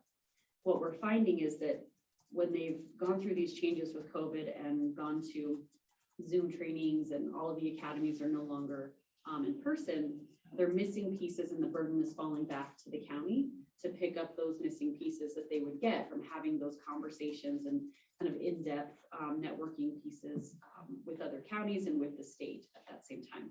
So we have, I've originally gave them a deadline at the end of this year, and then decided to extend it for the administrators and supervisors because we have some changes, but really drawing out some procedures for what does training look like in each program area, and how are we meeting the needs of the coverage that we need when the state can't provide it. So that'll be something we're working on internally to have a real process and procedure for that. And some of our staff, you know, the state requires a certain way that training can go. For example, if I'm an eligibility tech in training, I can only start in med first, and then I'll learn food assistance, and then down the line you can learn long-term care, but they don't allow you to jump around. And so that is frustrating when you may have a higher caseload that you need attention to. So we're working on what are things that we could be doing in the background to help some of those processes, so that they're when they approach that second part, it goes faster. So those are pieces we're working on. Any questions on that? No? Okay, great. So I'm almost done. We have 2 more left. Next one is the PCIT grant. So PCIT is parent-child interaction therapy. It's a intensive therapy that hasn't been provided in our community for a long time. I would say at least the last 5 years. It brings the parent and child together and puts them in a setting in which they develop attachment if they need improvement on that, but they also work on behavioral health. And it ranges for young kids as long as they're verbal. So, you know, you can have a kiddo that's 7 and 8 years old that's struggling with behavioral health, and you can have up to a teenager, depending on the teenager's ability to want to process, and that because the curriculum is a little bit younger. But we did receive a grant and we partnered to train 4 therapists. So they will, it's a year-long certification process, but they'll be training and certifying 4 therapists in this therapy modality, and they'll be able to provide services in the community. So very exciting. We've needed it for a while with our behavioral health crisis that's going on, I think, in the state and in the county. So. And then the last one is very exciting news for Michelle. So the quality improvement strategies does an audit for her program. And there's 34 things that they audit to, and almost every single one was either 95% to 100. And there was only one that received the 67%, which was providers in the community, which we can't control, and they know that. But so I just wanted to congratulate her unit. They worked really hard. I'm really proud of her for that. Good job. Thank you very much. Very good. Yeah, pass it on to your staff too, Michelle. Yeah. Yes, thank you. I will, because I appreciate the hard work everybody put into last year. So Yes, very good. Thank you very especially when much. you only had half staff for half the year. Yes. So Yes. that's great. And with all the other changes that have taken place since Yes. with Gunnison County and everything, that's pretty amazing that you've been able to get all that accomplished. So kudos. So I think that's all I have for today. Oh, I do want to say we are missing Debbie. We are sad that Debbie's not here today. Thank you guys for coming over and seeing her. She said, I want nothing big. Can't be big like in the Rubidoux room. So we did the break room, even though there wasn't as many chairs. And she didn't want to talk. So I abided by her rules and she let us celebrate her. So I appreciate you guys coming over, and she should be in Arizona now. Yeah, so hopefully we'll get some pictures. Surprise, Arizona. That's on Friday. Her goal was to not cry, and I think she made it a half hour. And then as she went to leave, Albert walked her out, and so I got to visit with her for a little bit right before she left, and we went through the rest of my tissues in my office. So but it was great. So Thanks for hosting that. Yeah, it was good. yeah, it was great. So we will see you in January, and happy holidays. Perfect. Thank you. How's your referrals from the school? Have they spiked or kind of steady? They're steady. We expect them to drop off just a little bit in this month with school break. But they've stayed steady. So we are at, I think we're almost at the same as last year as well. Let me see. There. We are. Yeah, so we had 40 in November. Oh, that's a double check, sorry. 79 in November. We had 57 in October. Last year about 85, and I think December's last year was 80. So just looking at that one. So they're steady. I think October they dropped down a little bit because we get a big spike in September. And so I expect them to go down a little bit for December, but we'll see. I'm not sure. We do sometimes in December get a lot of calls regarding custody and visitations. So if kids aren't returned back or something happened, while on visitations with family that they haven't seen, things like that, we get those calls. Okay, thank you. Yep. Good. Thank you, guys. Thank you. Merry Christmas. Merry Christmas. All right, before we jump into county attorney time, let's go over the jail reports. Monday, December 12th. 42 male inmates county jail, 10 female inmates county jail, 5 male inmates Department of Corrections, 1 female inmate Department of Corrections, for a total of 58. Average daily inmate population for the week of December 5th through December 12th was 63. Monday, December 19th. Male inmates county jail 45, female inmates county jail 7, 5 male inmates with Department of Corrections, 1 female inmate with Department of Corrections, for a total of 58. Average daily inmate population for the week of December 12th through December 19th was 64. All right. Next item on the agenda, county attorney time. Mr. Barrett. It's set at 11:30.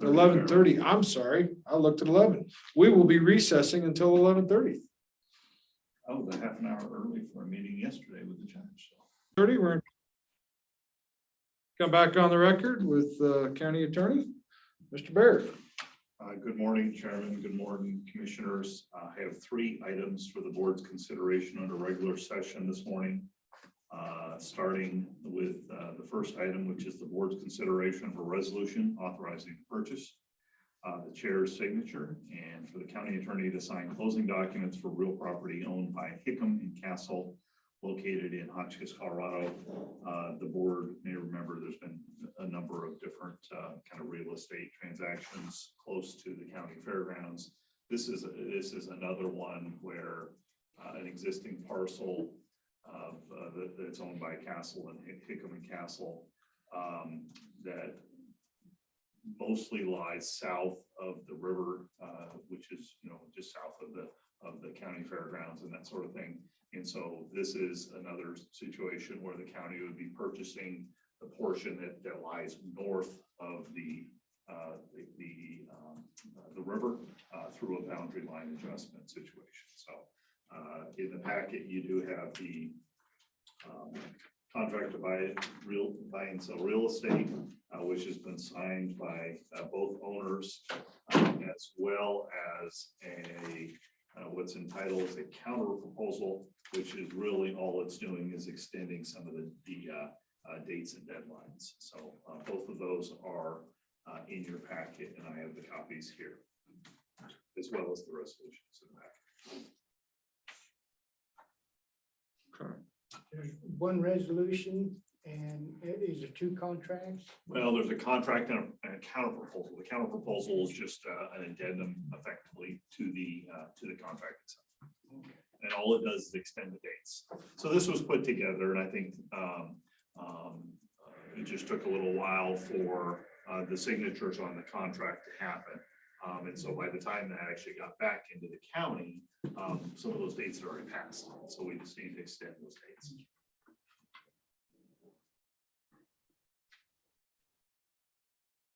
Yeah, it's approximately 5.3 acres.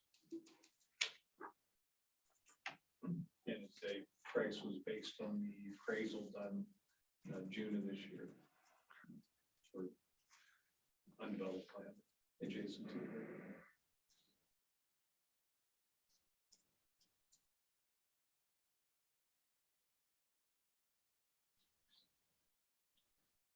Okay, There is thank you. There is a copy of essentially the boundary line, at least the working boundary line adjustment plat. That's also probably should be part of the packet as well. So it's generally with the location and generally how this the boundary line adjustment would look.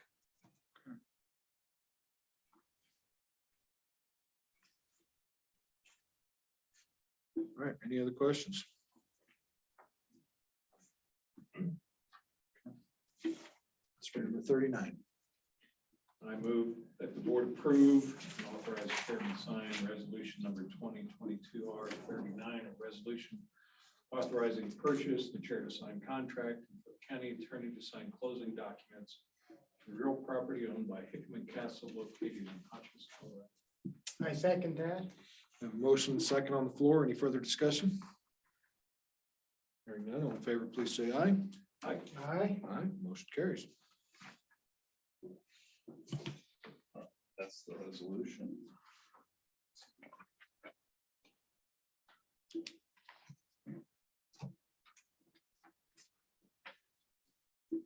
This is the contract, which of course is going to be on the back for you.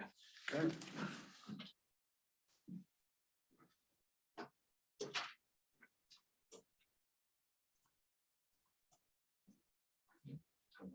It's right chair. Okay. So there's no. Okay, and then the counter is going to be here.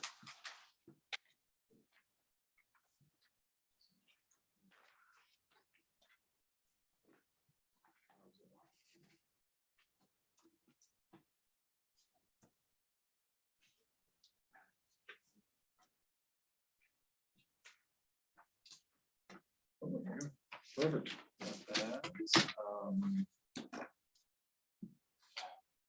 Terry, I'll just need a copy of that, I think, of the resolution. This is all we need to record, is just this. I think you normally do this, but I'd like to hold on to the original of this, so I can send it to you, or how would you like to However do you that? want to do it. All right, so we'll figure it out. All right, thank you. The second item I have for the board's consideration, I think there's a slight change in this particular resolution. The one in your packet and the title that's on the agenda reflected the violations of the zoning resolution under the land use code. I had built that prior to information that the land use code, it's essentially been referred back to the planning commission. And so realistically, my recommendation today is just kind of to remove that part of it and just go forward with a resolution authorizing a penalty assessment procedure for the ordinance 2022-1, which is the junk rubbish code, prohibiting the accumulation of junk rubbish.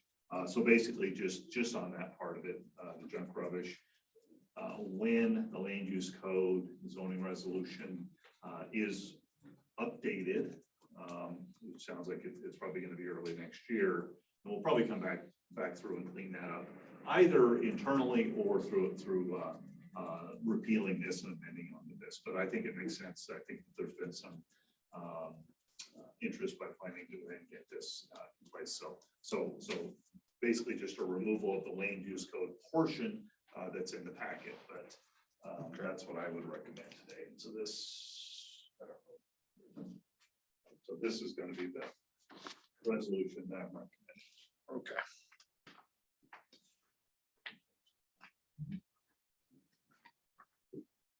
Okay, so it's just minus the zoning offenses. Yeah, just that, so it's exactly the same, other than the title's changed and it just removed the zoning portions from the packet information.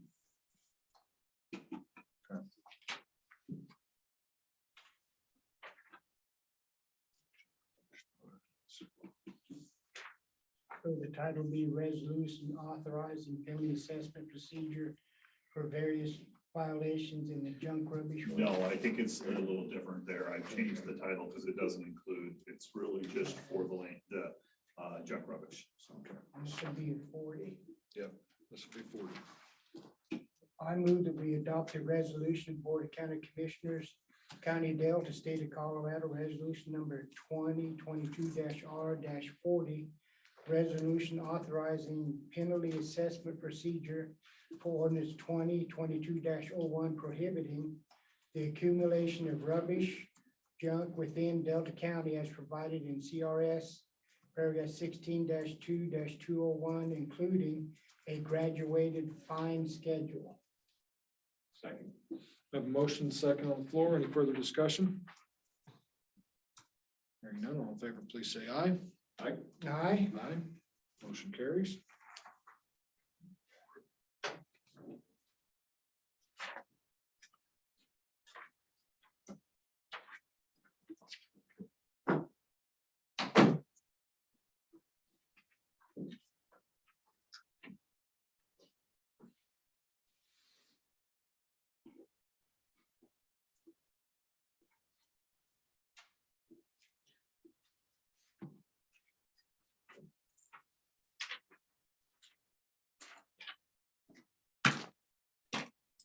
Please, thank you. All righty, so lastly, I have one more item for the board's consideration this morning, and that's the board's consideration of the fixed base operators agreement lease with Smiling Aviation Incorporated. This is in regard to the FBO contract for Lake Field Airport. I think the board will remember that there's been a process for probably going on 6 months of updating and advertising for the fixed base operator agreements, licensure at Lake Field. There was a RFP put out last summer.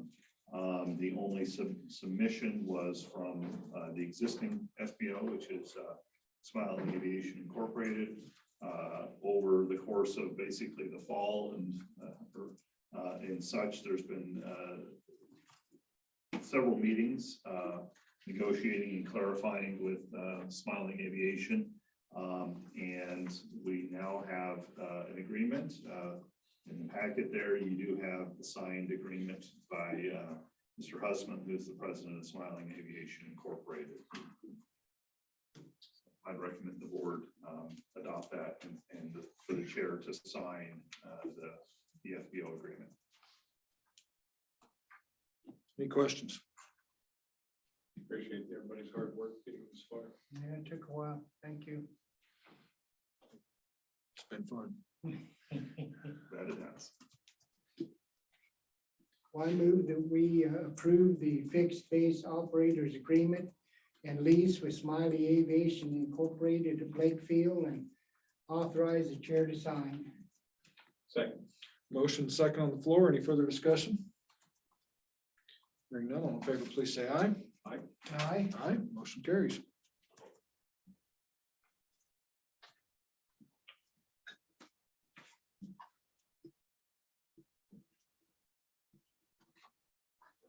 Thank you, John. Okay, Thank you. That's all I have for you this morning. all right. Anything else we need to take care of here today? I have nothing. All right, then we will consider ourselves adjourned. Merry Christmas.